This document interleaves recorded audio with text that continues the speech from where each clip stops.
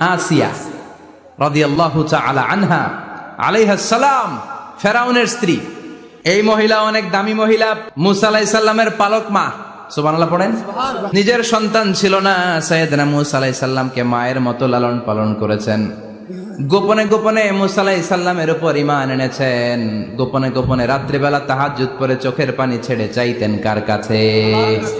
ফেরাউনের বউ আর ফেরাউনের ফিনান্স মিনিস্টার, অর্থমন্ত্রীর বউ, দুইজন লুকিয়ে কালিমা পড়ে মুসলমান। ফেরাউন কিছু জানে না। সুবহানাল্লাহ।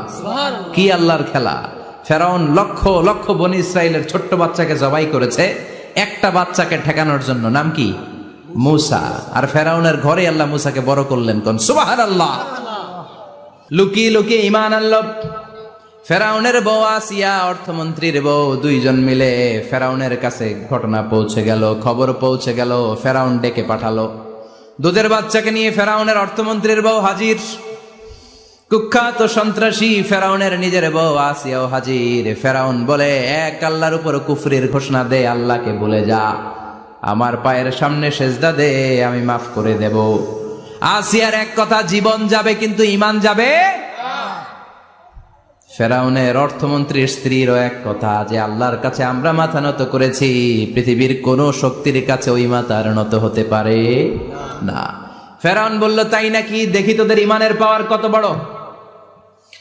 অর্ডার করলো, বিশাল বড় পাতিল নিয়ে আসো, কড়াই নিয়ে আসো, কড়াই ভর্তি তেল গরম করতে শুরু করো। টকবক টকবক করে কড়াইয়ের মধ্যে গরম তেল। ফেরাউন বলে, ও অর্থমন্ত্রীর স্ত্রী, তোমারে অনেক ভালো জানতাম, এখনই আমার পায়ের সামনে সেজদায় লুটিয়ে পড়ো, আল্লাহরে ছাড়ো, আমি তোরে ছেড়ে দেব।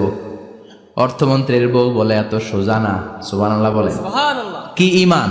ঈমানের পথে অবিচল থেকে আমার মরণ যেন হয়, তোমারই কাছে মিনতি আমার, তোমারই কাছে মিনতি আমার, মহামহিম দয়াময়, ঈমানের পথে অবিচল থেকে আমার মরণ যেন হয়। পড়ে না আমিন? আবার পড়ে না আমিন? এক কথা, আল্লাহর সামনে মাথা নত করেছি, কারো সামনে করব না। ফেরাউন অর্ডার দিল, এই মহিলার দুধের বাচ্চাটারে টান দিয়ে আন, টকবক তেলের মধ্যে, কড়াইয়ের মধ্যে গরম তেলের মধ্যে ছেড়ে দে।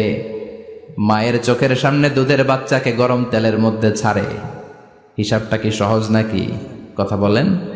চিৎকার দিয়ে মা কেঁদে ওঠে, ছেড়ে দাও।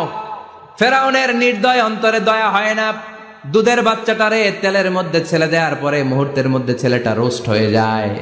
কিন্তু ছেলেটা হাত উঁচু করে ডেকে বলে, মা ভয় পেও না, তোমরা দেখো টকবগে কড়াইয়ের ভেতরে তেল, আসলে মা এটা আগুন না, এটা জান্নাতের বাগান।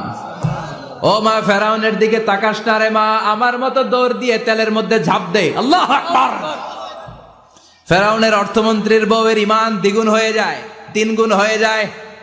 সে বলে, ফেরাউন, গোটা পৃথিবীটারে এক পাশে করতে পারবি, কিন্তু আমার মাথাটা তোর পায়ের সামনে নোয়াতে পারবি? ফেরাউনের অর্থমন্ত্রীর ওই স্ত্রীকে বাচ্চার পরে ওই তেলের মধ্যে ঢেলে দেওয়া হলো। ওই মহিলাটাও রোস্ট হয়ে যায়। বাকি রইল ফেরাউনের বউ আসিয়া। কি নাম? আসিয়া কিন্তু দৃশ্যটা দেখেছে, চাক্ষুষ মৃত্যু দেখেছে দুইজনের।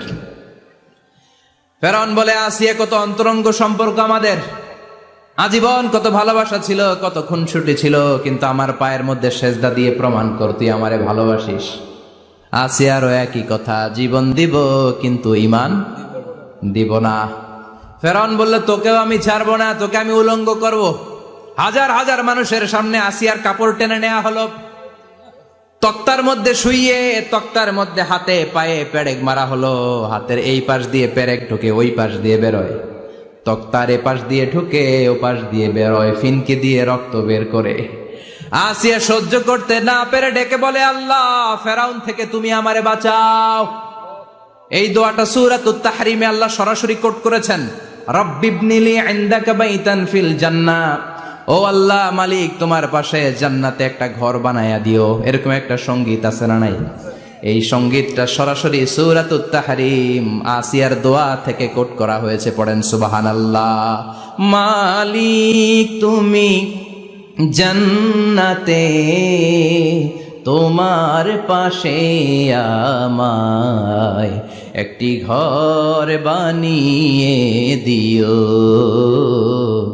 একটি ঘর বানিয়ে দিও, সে বিভীষিকাময় মহাদিনে তোমার প্রতিবেশী করে নিও। মালিক তুমি জান্নাতে, তোমার পাশে আমায় একটি ঘর বানিয়ে দিও, একটি ঘর বানিয়ে দিও। আল্লাহু আকবার। সেই ৫,০০০ বছর আগের দোয়া আজও আমরা তাফসীর মাহফিলে গান বানিয়ে বলি। ৫,০০০ বছর আগের কথা আজও আমরা কোরআনের আয়াত হিসেবে পড়ি। আল্লাহু আকবার। কি মাকবুল হয়েছেন মহিলাটা আল্লাহর দরবারে। আল্লাহরে বললেন, আল্লাহ শুধু তোমার ইবাদতের কারণে আজকে আমার এমন দশা উলঙ্গ হওয়া লাগলো, আমার হাতে পায়ে পেরেক ঠোকা হলো, আল্লাহ এখন গরম তেলের মধ্যে ছেড়ে দেয়া হবে, তুমি বাঁচাও।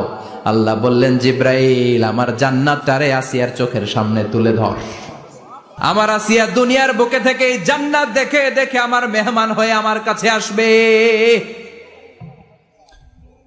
আসিয়াকেও গরম তেলের মধ্যে ফেলে দেয়া হলো। দুনিয়ার বুকে থেকে জান্নাতের নমুনাটা দেখতে দেখতে সাইয়েদাতুনা আসিয়া আল্লাহর কাছে চলে গেলেন। পড়েন আল্লাহু আকবার। এজন্য ঈমানের পথে অবিচল থেকে আমার মরণ যেন হয়। পড়েন আমিন। তাহলে আসিয়ার জীবনী থেকে আমার মায়েদের জন্য শিক্ষা হলো, ঈমান ছাড়া যাবে না, বেঈমান হয়ে মরা যাবে না, মাজারে গিয়ে মুশরিকাদের কাতারে নাম তোলা যাবে। ওই মায়েরা ঈমান কেমন করে রক্ষা করবেন? ঈমান কত বড় দামি জিনিস। ঈমান একজন নারীর মর্যাদা আল্লাহর কাছে কত বাড়িয়ে তোলে। আসিয়ার জীবনে এই শিক্ষাটা আছে না নাই? কথা কন, বোঝা যায়? বোঝা যায়। তাহলে প্রথমে জানলাম কার কথা? হাজারের কথা। হাজারার জীবনী থেকে শিক্ষা ছিল তাওয়াক্কুল করতে হবে একজনের উপর, তিনি কে? আল্লাহ। আসিয়ার জীবনী থেকে আমরা কি শিখলাম? ঈমান রক্ষা করতে হবে। জীবন যাবে, ঈমান যাবে, জীবন যাবে, ঈমান যাবে। আসিয়ার জীবনী থেকে শিক্ষা হলো ঈমানের পথে অবিচল থাকতে হবে, ঠিক কিনা? ঈমানের পথে অবিচল থেকে আমার মরণ যেন হয়, তোমারই কাছে মিনতি আমার, তোমারই কাছে মিনতি আমার, মহামহিম দয়াময়, ঈমানের পথে অবিচল থেকে আমার মরণ যেন হয়। পড়েন আমিন।